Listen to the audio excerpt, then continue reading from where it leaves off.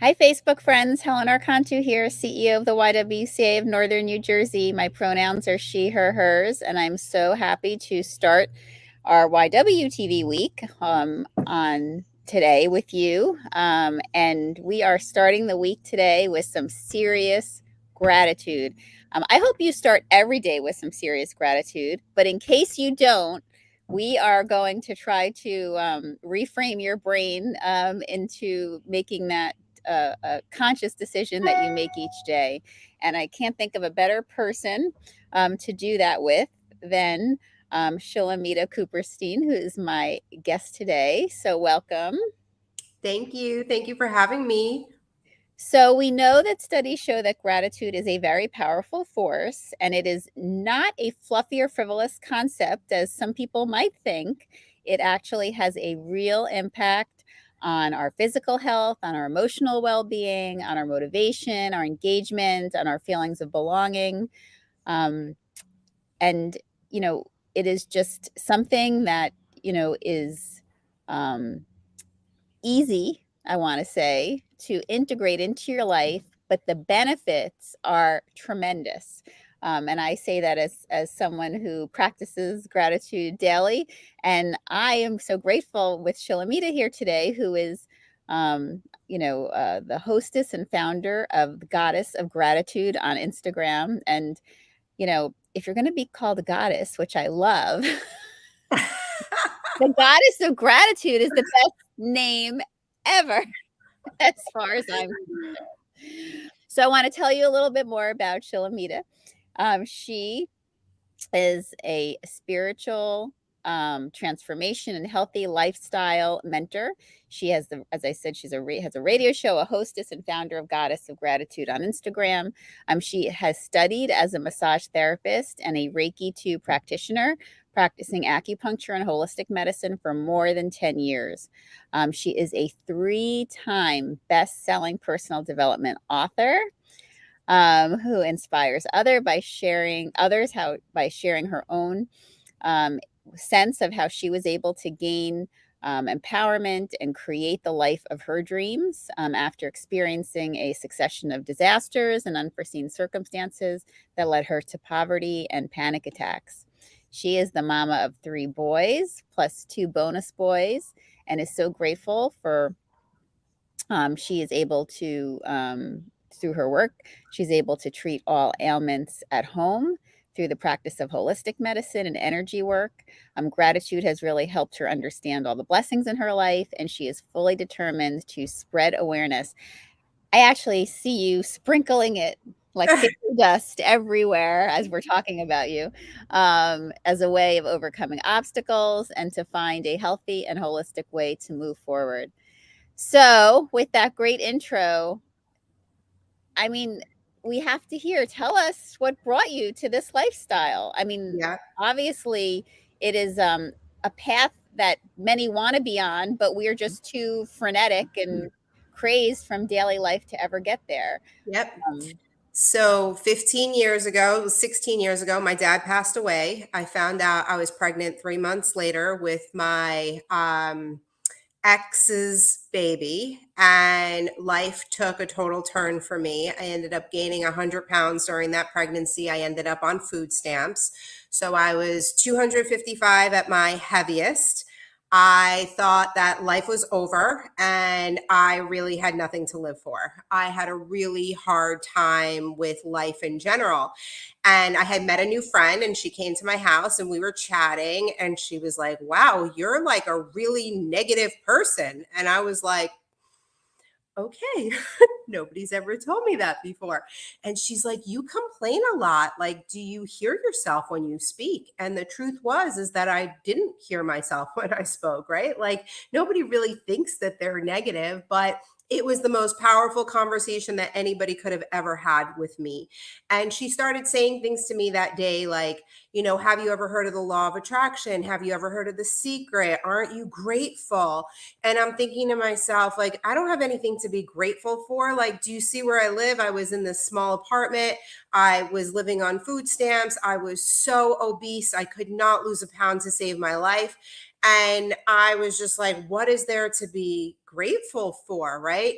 And she just left me with a whole bunch of nuggets that day. And the truth was is that I did hear of the law of attraction. I actually heard of the law of attraction when I was 21 years old. I was in an MLM, and MLMs are amazing because there's a lot of personal development that happens in them. And I was eating lunch with a lady, and she said, "You have to read the book The Law of Attraction." And so when this girlfriend said that to me, the book was actually sitting on my bookshelf. It had a layer of dust on it because it was there for 7 years. Because the first time I opened it, I read 3 pages. It had no pictures in it. And I put it on the shelf and I never looked back again. And so when she started talking about The Secret, I'm like, that's so interesting. I actually have The Secret on CD set, right? So we're going back 15 years. It was in my dining room. And I made every excuse in the book to not listen to that. So she sat there with me that day and she was like, you need to make a change and you need to make it quick. And I was at such rock bottom that I figured, what else do I have to lose, right? So I ordered The Secret on DVD because I made every excuse in the book. I didn't like to read. I didn't like to listen, right? I had every excuse. I'm like, let me try to watch. And The Secret, the video came in. I started watching it and it said, you need to make a vision board. You need to have a journal. You need to be grateful. And I had a really hard time with it because I just didn't realize how abundant my life was. Looking back now in hindsight, I realize and understand the fact that I lived in a 2-bedroom apartment was luxury for somebody who's living on the streets, right? Or somebody who's living in a 1-bedroom apartment. Or the fact that, as hard as my struggle was, I still had an air conditioner, I still had heat, I still had electricity, I still had Wi-Fi, right? So we take these things for granted every single day because we expect to wake up and we expect for there to be electricity, we expect for there to be Wi-Fi, but there are people, especially today, right? And I say this at 11:11 a.m., especially today in the world that we are living in, gas prices are through the roof. And I can tell you that I guess it was 10, 12 years ago when gas prices went up. This exact scenario happened to us. I know it so well. It triggers me so hard because I work 20 minutes from my house and I drove a small SUV and I would literally cry every time I would show up to the gas station to fill my car up because I didn't have the money to put gas in my car. So once I started to shift my thinking just by a little bit, by realizing, wow, what gratitude do I have by having a roof over my head? Gratitude for having shoes on my feet. Think about there's so many children that are living in Africa and even in the United States, I'm sure now, that don't even have a pair of shoes to wear on their feet, right? And here I was complaining about this life that I had, but the truth was is that I created that reality for myself. When I was in my younger 20s, I was making a 6-figure salary. So for me to get on food stamps was a victim story that I chose to create, right? And that's the one thing that people don't realize and don't really want to take responsibility for because it's like, well, I didn't choose to have cancer and I didn't choose to grow up in poverty. I didn't choose this life, but actually we did choose these things. And they put us on the path that we're supposed to be on in order to get to where we're going. And there's no way that I would be appreciating my life right now if I didn't fall into those hard times that long ago. Well, there's no doubt that it provides perspective, if you're able to see it, for sure, if you're able to see it. So, obviously, you had this friend. I was just reading a story about someone, else who, actually was dealing with addiction and, had kinda come out the other end or is, in the process of it, and he was talking about how a friend kind of, centered him.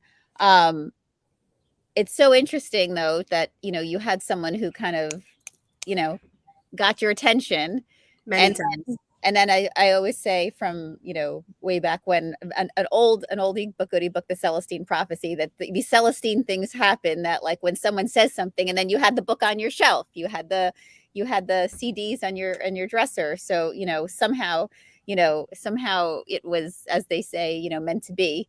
you know, Divine intervention. prevention, for sure, for sure. So you obviously went through this epiphany, then you kind of changed your life. Tell us about that journey of kind of going from that dark place to having someone turn on that light for you and then traveling down that path though. How do you get, how did you get from there? Obviously, we know you wrote some books about it. So Mhm. some best-selling books, I should say, 3 in particular. Yeah. Um, you know, what was that journey like? So it started with a gratitude practice, and I had a really hard time with it in the beginning. If I show you my very first gratitude journal, the first couple of pages, I was lucky if there was 2 or 3 sentences. I really struggled with the gratitude piece. And so I started being grateful with my son at the time. He was probably 18 months, 2 years old at the time. And at nighttime, I would say, Mikey, can you come be grateful with mommy? And so we started this habit. And I don't know if you guys realize with children, children are creatures of habit. So if you start something with them, they will remind you, especially when it's a bedtime routine, right? If it can give them a few extra minutes of not going to sleep. So Mikey started reminding me, Mommy, we weren't grateful yet today. And so we started being grateful together, and it shifted everything, right?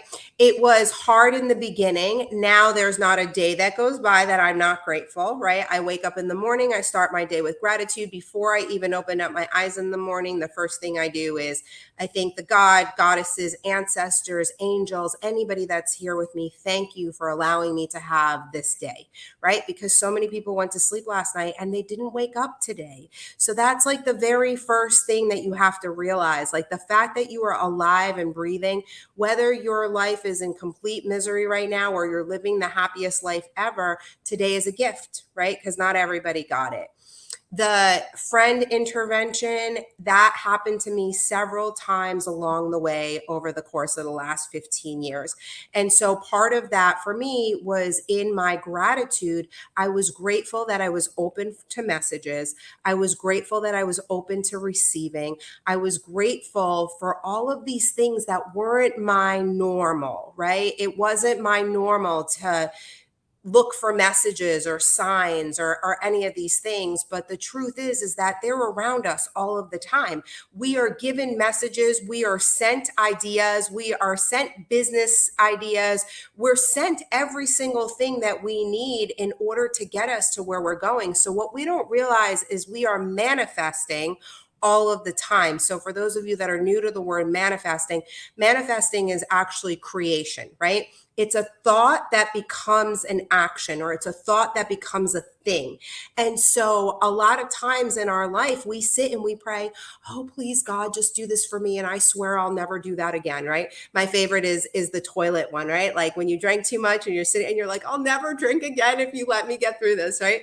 But so many times we put it out there in the universe, like, oh God, just do this for me and I'll do this, right? And we forget that we've put these requests out into the universe. And what's happening is once we put a request out in the universe starts to move things in order to give us everything that we desire. So now that works in the positive and in the negative, right? So if you're constantly in a frequency of putting positive thoughts out into the universe, then you're going to receive positive things in return. But if you're putting the negative out into the universe, then you're going to get the negative in return. So my very first book is called 31 Days of Gratitude, Create the Life You Desire. I actually have it right over here. It is a wonderful little book because it's not just a book.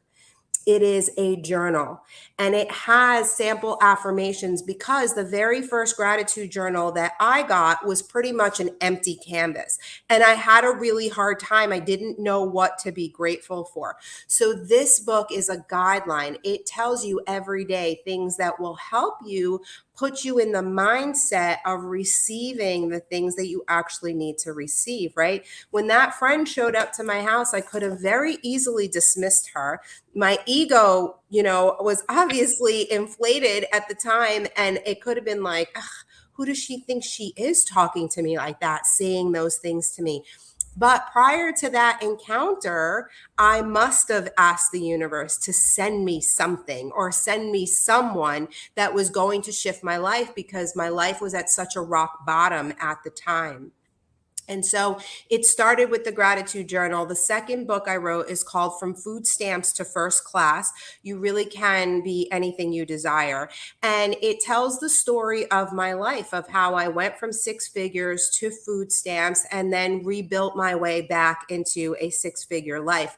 Every chapter ends with sample affirmations. It's a personal development book, but I teach through the stories of my life because it's just easier to do it that way. I've lived through everything. I've lived through grief. I've lived through sexual assault. I've lived through poverty. I've lived through, family problems. So no matter where you are in your life or what you're dealing with, most likely I've dealt with that too. And in my 10 plus years of working as a holistic acupuncturist, massage therapist, Reiki healer, all the things, I've seen a lot of ailments. My parents both had cancer from the age of 17 to 27. So, I have a lot of experience in the medical world and healing holistically and the magic that our bodies can create. And my COVID project was a children's book. It is called I'm Grateful for My Life. And it is my three children are on the cover. It was definitely a very sweet project that I got to create. And we start the habit when we are children. And when we can do that, it just changes the whole trajectory of their life. I didn't grow up with gratitude. I am an immigrant. My parents fled here from the Ukraine when I was 4 months old. And so I just know poverty and I know, the Russian culture, which is very different than the American culture. And so growing up, everything was very negative. And in the Russian, for anybody who's watching, you would understand it's you don't believe it until you see it. And in my world, you believe it until you see it. Right. So it's a very different shift in thinking. So it took me many, many years to reprogram the programming because we're programmed from a very young age. We're programmed by our parents, we're programmed by our teachers, we're programmed by the people that we spend the most time with. So we have to be really careful in our knowing as adults that we don't really know everything. Right. And we have to open ourselves up to the possibility that the way that we've been raised may not be the only way. And my biggest goal now is to teach my children that we don't have to suffer. I truly believe that my life, I had an ancestral line of suffering that made me feel as though I needed to suffer. That's the way that I grew up. So going from a six-figure salary to food stamps, just now looking back, it didn't really make sense for my story, but it made all the sense because of the stories I get to tell now. Yeah, I have to say, I mean, I think one of the things that I can understand is so relatable about your books is that they are almost like workbooks to help you because I remember when I first learned about gratitude journals, years ago too, and I bought my first composition notebook deciding I was going to start a gratitude journal. And it is daunting to kind of like look at that page and figure out what am I supposed to write? Am I doing this correctly? So having that guidance and having guidance from someone who has actually gone through the steps themselves is amazing. And I love that you package this for children as well because I couldn't agree more that thinking about uh, raising a child with that mindset and the emotional intelligence that really provides for them really arms them with more than worrying about any of their other skills, everything else they can learn, but having that foundation really sets them up for true success in life, and not 10,000%. not success in the sense of and not that it can't come from it in the monetary sense, but success in terms of being a good human being, which unfortunately I think we have a lack of people focusing on that, which is why we've ended up in such a polarized place, quite frankly, is just my own 2 cents. Um, Yeah, yeah, we are quickly living views of in Helen Arcantu, the private citizen, not to put you the one, but we're living in quite the world right now, and there's a lot happening around us, and our society has turned into a you owe me kind of thing, right? And somehow we have to pay for each other's ancestries now. And the truth is I got enough of my own stuff to heal. I have ancestor lines. My grandparents lived in the Holocaust. I mean, we all have our things. And as a society, we need to remember that we are all individuals that all came here with ancestor lines that we are all trying to heal. And it's really important to start with our children, because especially what they've lived through over the last several years with the masks, and it's a very different childhood than any one of us has grown up with. And there's a lot of mental health issues happening right now. And so, the gratitude piece is missing because the fear is so big. And when you're living in fear, you cannot be living in gratitude. And what we need to know and understand is right now in this moment, we are living in the thoughts of our past, and we are creating our future with the thoughts that we are thinking. So when you are able to grasp that concept, and I know that was really hard. I know people are going to have to go back and rewind that a couple of times. I mean, it's taken me years and years and years to really understand this, but our thoughts and our words are power, and they hold so much energy. And when we think we're joking, I mean, I used to be a very sarcastic person. You would hear things coming out of my mouth all the time, like I'm fat, I'm ugly, I'm not good at this, and then I started to realize, like, you got to stop saying those things, right? When I was 250 pounds and I couldn't lose a pound, it's because I would stand in front of the mirror and I would just self loathe myself. And then I started to learn about mirror work, where you actually stand in front of a mirror and you tell yourself that you love yourself, and you tell yourself that you forgive yourself. And it seems like such a crazy practice. Well, like, why would I forgive myself? Because we do things in life, right? All of us do things in life. Nobody is perfect. Everybody has said something they don't mean. Everybody has done something they didn't mean. Everybody's told a white lie. Maybe you've stolen something, right? And all of these things we do, we know that they're not right. And we have guilt and we have shame around those things.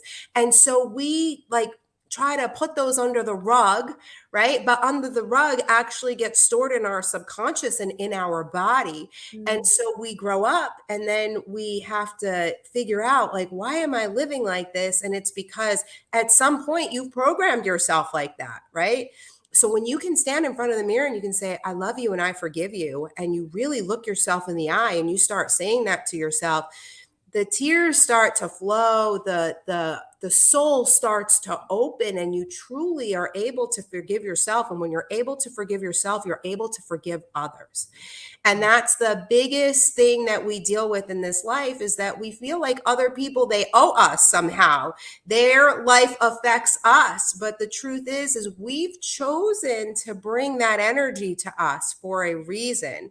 And so when we're able to look at another human being with kindness and compassion and know your story is just as important as my story, and together we get to rise, right? But if I'm competing with your story and I'm trying to fix all of your wounds and I'm not paying attention to my wounds, together we can't rise. The energy has now been split. So it's really important for us to focus on ourselves. You are number one here. You are number one here. And while we all have causes and we all have things that we're passionate about and we want to go out there and we want to save the world, the truth is we came here to save ourselves. And so we have to come first, and we have to figure out, if I become the best human being that I can be, then that trickles off into the rest of the world, and the rest of the world gets to benefit from that. Right. And that was my goal all those years ago, was to show up as the best version of me every single day. Well, and I know we have Joanne Valley's watching today, and she's saying how powerful this conversation is, and she's looking forward to your journals. She's a good friend of the YW, and I know her well, and I know that she shares this kind of mindset of thinking of, really what we tell ourselves is, really guiding, every move that we make. So it is so just, what's going on inside of our head coming outside. Okay, coming out of our mouth there. Little glitch there, I think, in the system. So, Shilamida, tell us about your radio show, because obviously we know from, we have a good sense of your books, and, if we were to pick one up, how that's going to kind of help us on this path. If we tune into your radio show, first of all, how did you get a radio show? I mean, we love to tell women in our circle, to write a book, do a podcast, show them how to, show them the path. So, obviously you're sharing with us a little bit about that piece as well as your messaging. But how do you get a radio show? And if we tune in, what do we hear? So I'm an opportunist. I take every opportunity that comes my way. I will very rarely say no to anything because I know that one thing leads me to the next thing. And my dreams are so big and my goals are so big. I actually spoke at a health and freedom summit in Nashville, and I was on a flyer with some very big people in the medical freedom movement. And I had somebody contact me from Freedomizer Radio. It's an online web-based radio station. And they asked me if I would do a show on freedom. And so I am one of the ones that is very heavily censored on social media. So you know that I am a truth teller and a truth seeker. The show ran live from February to May. I actually stopped recording the show live for several reasons. But if you want to go listen to any of the old episodes, you would go to your favorite podcast network, you would search Freedomizer Radio, and then you would search Goddess of Gratitude, Freedom and Wisdom Show. The show is actually being repurposed now into a podcast. It is going to be called 50 Shades of Shilamida, because I would like to talk about all the things on Freedomizer. I felt like I had to always tie it into political things, and I don't love to talk about that stuff all the time. I feel like I have to because I have a voice and it's important. But the truth is, I would rather talk about gratitude and spirituality and, things about the mind and the body. And so I stopped doing the radio show. The other reason is for the live factor, right?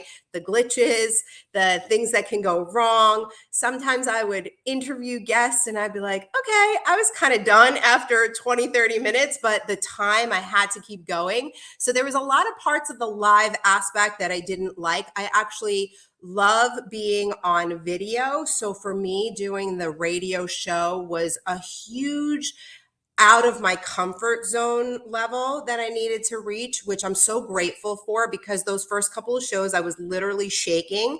And then as the weeks went on, the show just became easy for me. And I actually really started to enjoy it.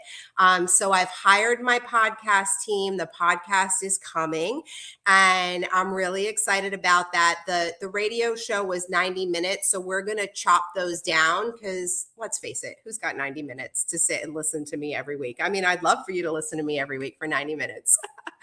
But for those of you that are interested, I just wanted to share with you too, I'm actually hosting a spa day at my house next week. If anybody's interested in coming, there's a couple of tickets left. It's a super low ticket. It's an anti-aging spa day. It is my passion to show people how to live a toxin-free life. The way that I lost all of the weight that, I couldn't budge a pound of, I went gluten-free, dairy-free, I'm soy-free, corn-free, I'm all the things free. I am a real believer that our food, our medicine, our cleaning products, our home care products are toxic and they are making us sick on a daily basis. So The spa day is all about learning how to do lymphatic drainage on ourselves, which helps to clear out the body of toxins. I have a sound healer coming in. I make the most beautiful gourmet spread you've ever seen. I really love to do art with fruits and vegetables and great foods. I have a skin expert coming in that's going to teach us how to do smoothies for anti-aging. So I like to host different things and events where we can come together and we can have a sisterhood and we can put away all of our differences and just learn how to become healthier human beings. Well, I love that, and we're all about the sisterhood at the YW, and we know that circles are so powerful, and the opportunity to learn and share is really what inspires any of us. As your friend moved you, all those years ago, here we are. So, with that, time goes quickly when we're having these great conversations. We're having fun. So, yeah, tell us what's ahead for you that we should be watching for before we end our time together, Shilamida.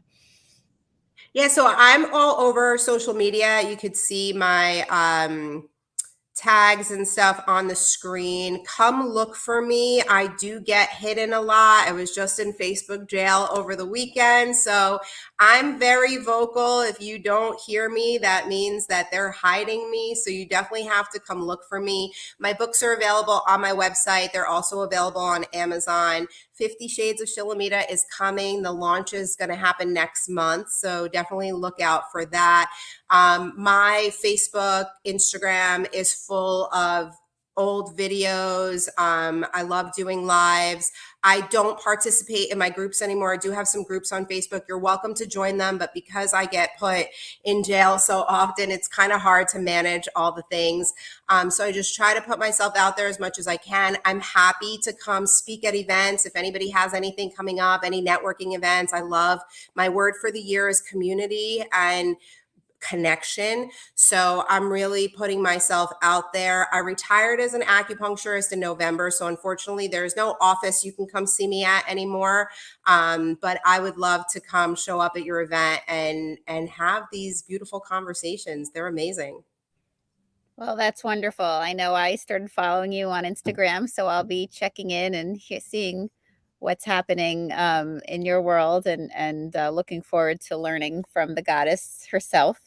And for the rest of you, just so grateful that you could spend this time with us today. I hope that we've inspired you a little bit to start today, and think about something you're grateful for, and think about how you can roll a gratitude practice into your day somewhere each day, and just watch the benefits from doing that. And we encourage you to stay connected to Shilamida as well. We've been sharing with you her websites, and as we said, you can connect with her on her social media platforms. And for the YW, we hope you stay connected to us. I will hopefully see some of you on Thursday on Share the Mic Now, when I'll have my guest, Tara Norman, who I'm so excited to talk with, and so excited for you to meet. She is really an amazing young woman, doing tremendous work, and looking forward to sharing her story with the community. We do encourage you to stay connected to the YW through our social media platforms and our website, and find a class or an opportunity for you or someone in your life. There's something for everyone at every age and stage of life at the YW, for sure. So with that, thank you so much for spending this time with us today. I enjoyed talking to you, and thanks to everyone, especially Joanne, who joined us today and shared some of her thoughts. And we look forward to watching close and seeing what comes next. Take care, everyone. Be well. Thank you. Bye.